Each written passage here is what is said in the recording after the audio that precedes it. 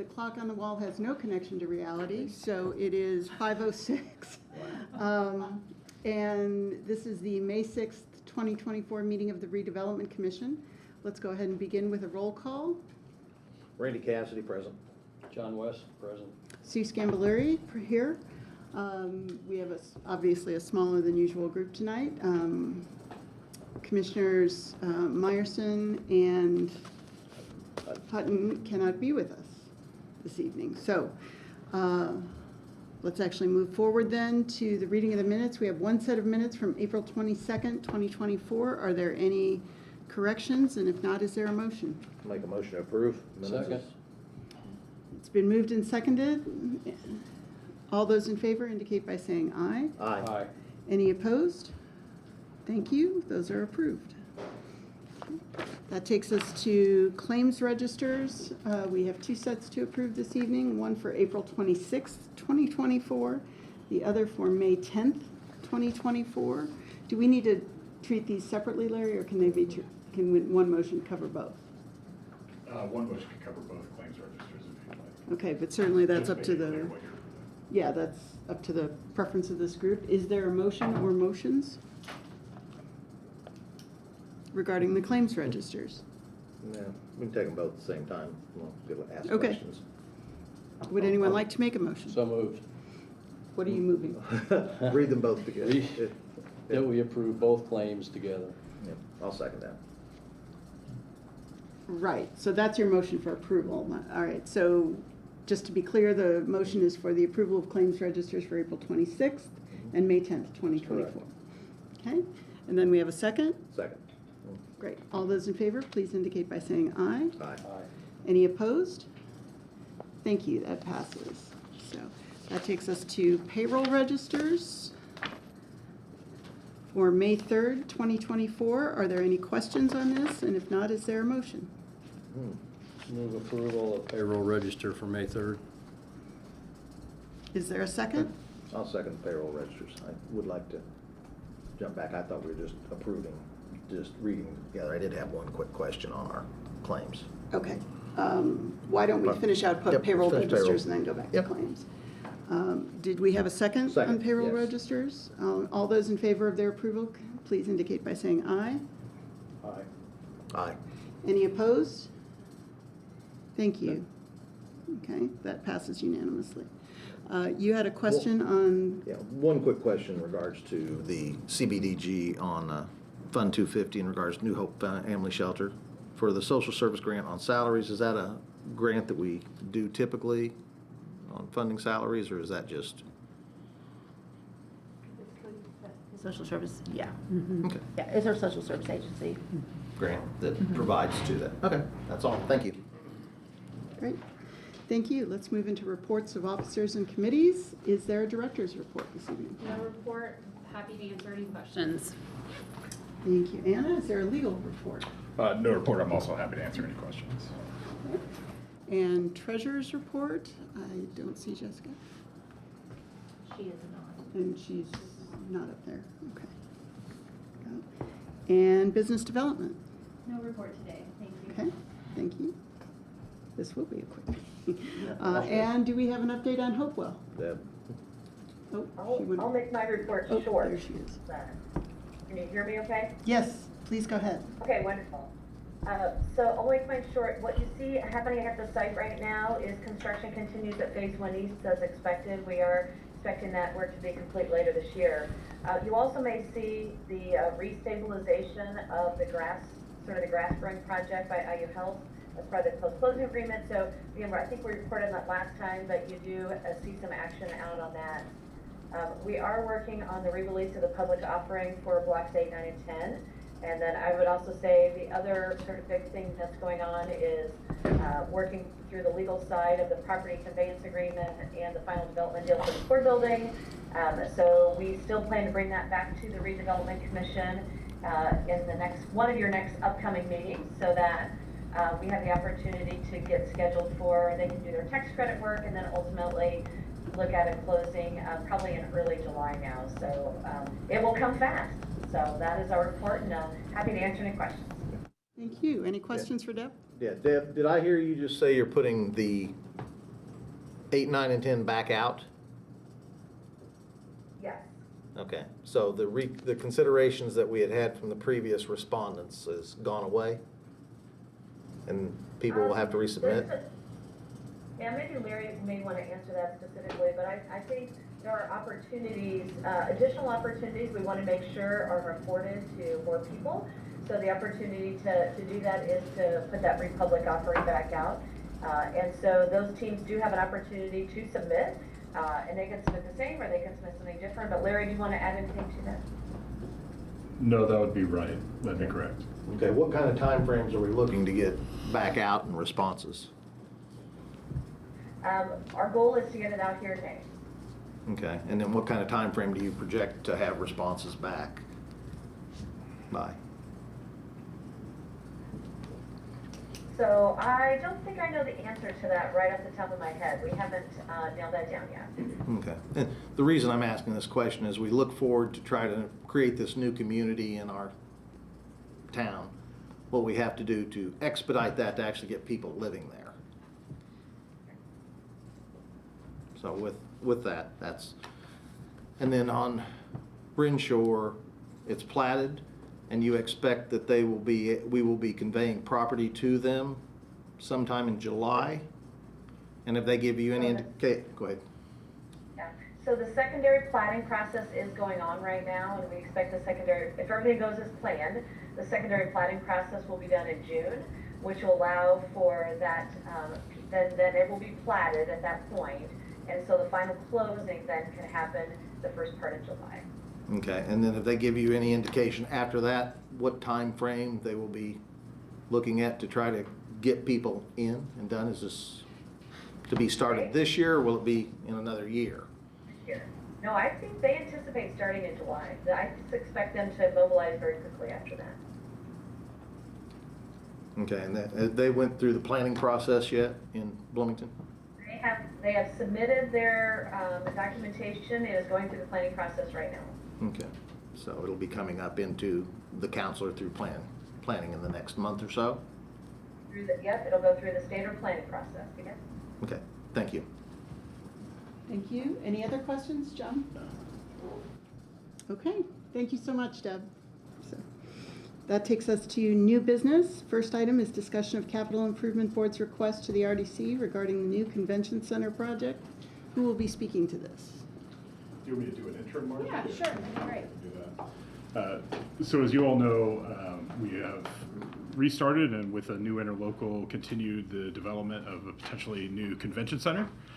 Surrounding the convention center, the Redevelopment Commission has historically owned several of the lots, so including some of the parking lot area that surrounds the convention center, and then the RDC also purchased what is colloquially called the Bunger and Robertson building because they were located there. It's where College Square is located, just north of the convention center on College. As part of the process, the county has created a Capital Improvement Board, which has submitted a request to both the county and to the RDC on April 15th of 2024, and requesting whether the RDC would be willing and the city would be willing to make certain properties available for use in developing a new convention center. And so we wanted to just have this discussion item. Of course, this part of the property had always been part of the convention center, certainly some of the lots, and then the northern lots had been off and on kind of part of the consideration for a new convention center. There was a public charrette that was done on design, which targeted those northern lots, but now that this process is formally going there, we are still early phases of the design, so we don't know where that will lead. The CIB did request that we respond by today to their request with something. The county, for instance, responded that they had intended to make their parcels available for the new convention center, and so I think we are going to respond in kind. Corporation Counsel Margie Rice is here. She has drafted a response to memorialize both what the administration's intent is, but also I think with the blessing of the Redevelopment Commission as well. Yeah, and there's no, just so you know, there's no magic, deadline today at 4 o'clock. That was just, I think, the deadline the CIB came up with because they have a meeting this week, and I think they wanted to be able to have some kind of response in their packet. I did let Jim Whitlatch know, the attorney for the CIB, last week that we probably wouldn't meet this 4 o'clock deadline because this redevelopment commission wasn't meeting until after 4 o'clock, but that we weren't ignoring him and we'd get a response. So I can essentially tell you that the administration's response that we'd like to give to Jim Whitlatch and the CIB with your approval is that those northern lots and also the lots to the south and sort of southwest would be available for the convention center project, but it's the expectation that because the TIF funds were used to purchase the northern lots, that some kind of reimbursement would be expected for those, just the northern lots. The other parking lots to the sort of southwest have been, always used for convention center, and probably, should be treated differently than these northern lots that were just purchased. So essentially, I can tell you that what my message is, and I want to just sort of run the meat of the letter I'm drafting by you to see if it's consistent with what you guys think is okay. But it would say that the real property located to the north and owned by the RDC, and that I identified by parcel numbers, was purchased with tax increment funds and not food and beverage funds. Food and beverage funds have been identified as the sole funding source, identified to support the project. The project is earlier defined as the expanded convention center. As such, the CIB should expect that negotiations will be required for the purchase or acquisition of the RDC-owned parcels to the north if those parcels are determined to be integral to the project. And to be clear, that the city must follow any and all legal processes required in order to divest itself of real property, and will expect to be paid or reimbursed in some amount for the real property. The northern parcels will not be donated for the project. So one of their specific questions was, will this property be donated to us, or will there be some sort of cost? And I think it's fair, I believe clear as kind, and it's fair at this point to let them know that the land is available, but there will be a price tag associated with it. So I don't know if you guys have any comments. Thank you. So, questions from the group? Nope. Seems We're very fine. straightforward. Moving forward. Yeah. Moving things forward as a community together. Yeah, and of course, let them know that we're all looking forward to it. This project has been going on for a long time, and if we don't get it going, we stand to lose our food and beverage funding, and so we want to make sure we get this thing off the ground. And the expectation is, Larry and I have talked about, we've got to get a building corp created. We have engaged bond counsel, so we're moving forward in that regard. Nobody wants to slow this thing down. Thank you. And Mayor Thompson, do you have anything you want to add? I don't. Okay. Thanks. Any question? What do you need from this body? Just to express any concerns. If you have any concerns or I don't need a formal vote, but if you have any concerns that I'm not headed the right direction, let me know. And also understand, as Margie noted, anything will come back to you. So any agreement or any conveyance of land, whether it's to the building corp or to any other entity, would have to come back to this board. So this is not the last time that you'll see questions regarding this. No, and project or land. Yeah, and the CIB, those meetings are public. They're going to meet this week, and I expect this week that they're going to have some design conversation with the parties involved. And they might be seeing like some options for design. That process is still ongoing. So feel free to weigh in if you watch the meeting, if you see what those designs look like, if you have thoughts, let us know. How it impacts the property that we're looking at. Yeah, yeah. Okay, Okay. Thanks, Margie. thank you. But comments from the public? You're the public today, so. Isabel P. Monson, President of the City Council. I hope the RDC members received the letter that was signed by 8 council members. We also feel strongly that only food and beverage tax funds should be used for the convention center expansion, and specifically that this lot, the Bunker and Robertson property, should not be simply donated, but the TIF should be reimbursed the amount that was used to pay for that property. Reimbursement from the food and beverage tax. So that's the gist of the letter. I assume you all got it. And just as another point of information, we are having a meeting on Thursday, a work session for the City Council on Thursday at noon Yes, I think so. To talk about the kind of the essential aspects of the project that a consensus or a majority of council members would like to see, that will be communicated to the CIB, because we would be the ones that would have to approve the bonding. So there are certain things that I think the council can probably agree upon as to what they want to see included or excluded. So just to let you know, that's happening as far as council input as well. Great. And where is that meeting? It is here. Let me check.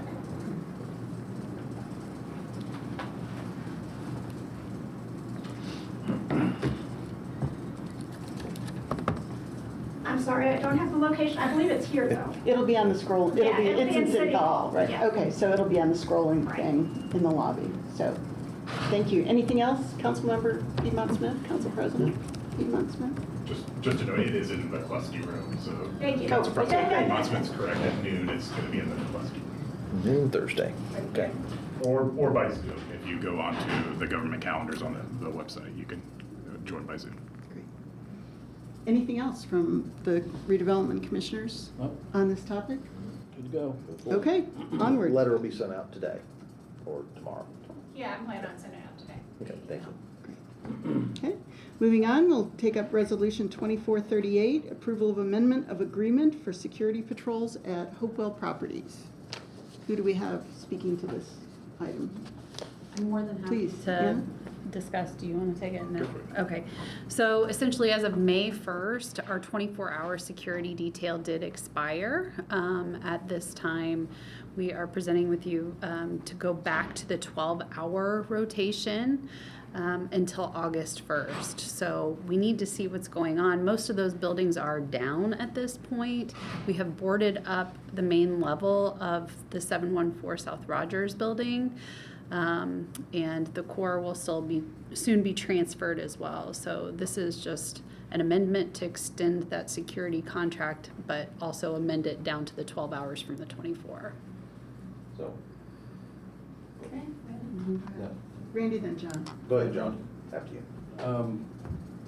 The 24 hours, what increments of time will that be? I'm more But down to concerned the about- 12 hours, I'm more concerned about covering it at night than, it's 7 p.m. to 7 a.m. all right.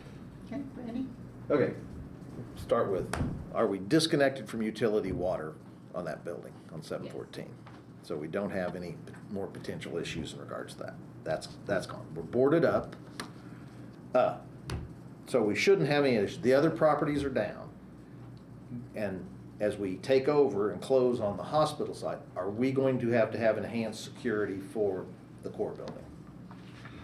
So one of the things we anticipate, just briefly, is that we're working toward closing on the core building. So this actual extension, first of all, this patrol covers that site as well so that they can see the core building.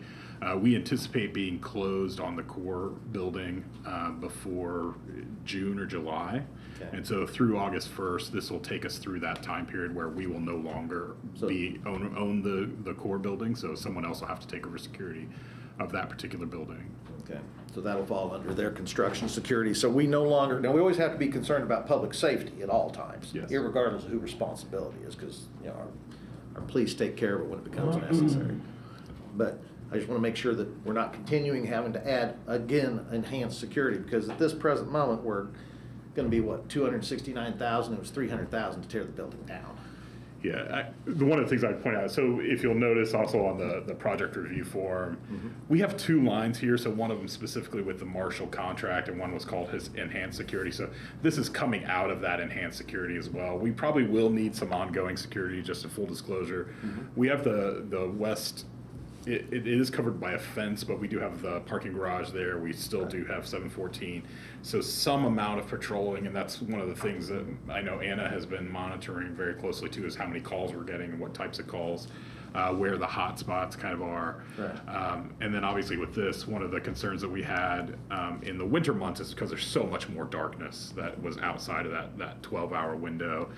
Right now, as it stands, obviously, light is extended till later in the evening, which is helpful to the security team. But additionally, we also have construction crews there during the day that are able to see what's going on the entire site through First Street, but also on Hopewell East as well. So that has kind of helped us out in this intermediary time. I can't tell you that there's not going to be a need for enhanced security past that, but that's something we're continuing to look at and look at whatever improvements we can make to try to minimize these costs as much as I'm possible. just looking at this time frame that we're continuing on as far as year after year and Yeah. trying to get it back in affordable housing for individuals in our community.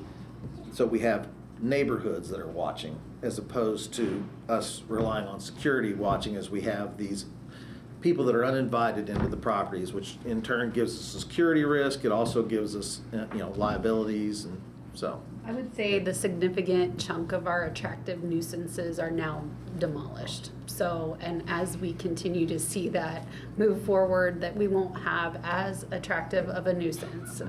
I will say also that I receive all of the security reports, and the vast majority of the reports that come in are through the evening hours. So, not to say that we haven't had things come up during the day, but very infrequently.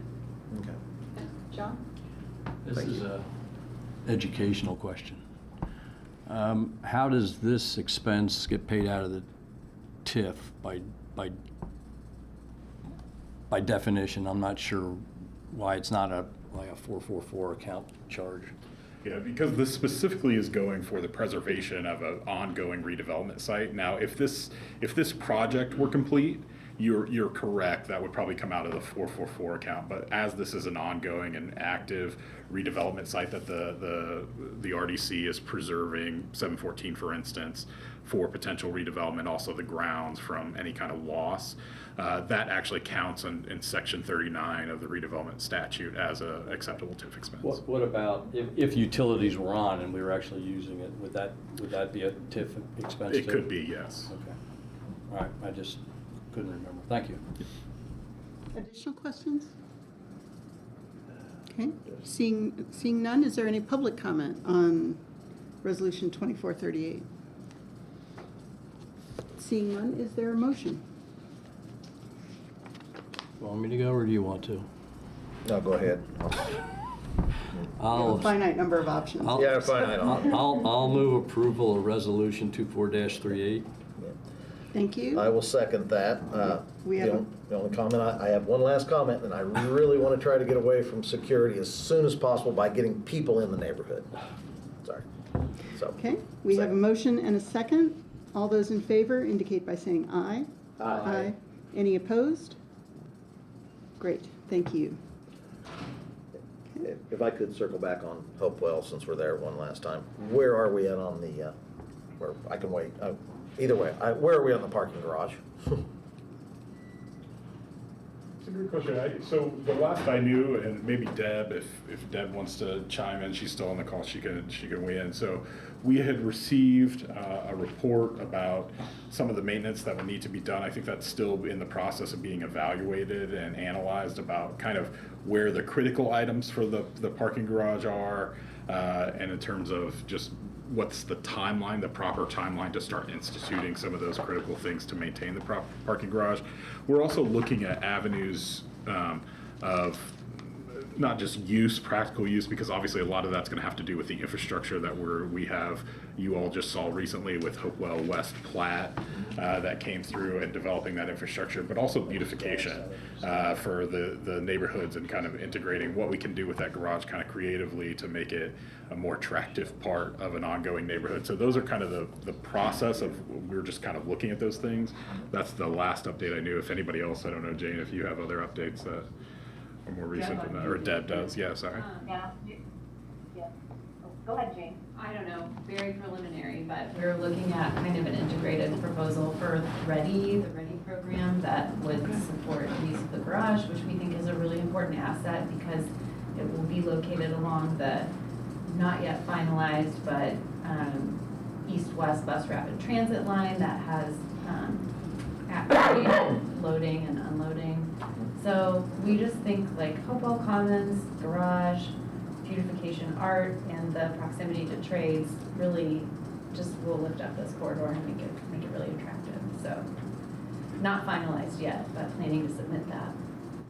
When you say ready, you're talking the ready grants? The ready, yeah, the IEDC ready grants. Okay. Sorry, too many acronyms. I can never remember what ready actually stands for. Okay. Okay, thank you. Thanks. That takes us to business and general discussion. Are there any items we need to spend some time on here? I just got a general question or comment. Would you be sure to thank Jessica for cranking this out? And maybe next meeting, we can get a little bit of an accounting instruction on how the general ledger works, because I don't see how debits and credits work in your world, different than mine. Yeah, I would echo that request, so if you could please check with Jessica and see if she's available at our next meeting, because this was just handed to us, so I haven't had a chance to look at it, so. I'll just quickly note that the READY stands for Regional Economic Acceleration and Development Initiative, if anybody's. Thanks, Larry. Perfect. Well done, Larry. Go, Larry. Good job. Good job. You can just find anything. This is like stump the attorney, you know? It's like, see if you can do that. Anything else for the good of the order? Question. Business or general discussion? Yes. General discussion, of course. Real America, where are we at? I don't know where that, do you know any updates on that? As far as I know, they're actively constructing, so Real America, just, sorry, for the general public's use, whenever we say Real America, what we're talking about is 1730 South Walnut Street, which was called, The retreat at Switchyard. thank you, the Retreat at Switchyard, which is, if people notice that entrance to Switchyard on the east side of Switchyard, it's an active construction site. They have filled out their steel and concrete structure. You'll see wooden support going up for the walls, and they've been wrapping that. I think that they're back on schedule, at least in finishing. I just don't know what the process is. Could you check on that? The reason I'm asking, it's been like, what, 3 years now, right, Ed? And I'm just trying to identify what time frame we actually think we'll have people being able to occupy. They've hit several snags through their construction process. So, you know, they're, It as happens. somebody that's in the Oh, I business, you understand. I'm understand just that there are a lot of hoops that you have to jump through sometimes. And unfortunately, they've had to jump through several. So, but I do believe that they are on target for completion. According to their website, they're planning a summer 2024 opening. Okay. Okay. Do we anticipate if they'll be coming back for any additional funding, or? They have asked, yes. Okay. Okay, thank you. Anything else? Any other items for discussion? Bless you. All right, is there a motion to adjourn? So moved. Second. All in favor? Aye. Aye. Thank you, everyone. Have a good evening.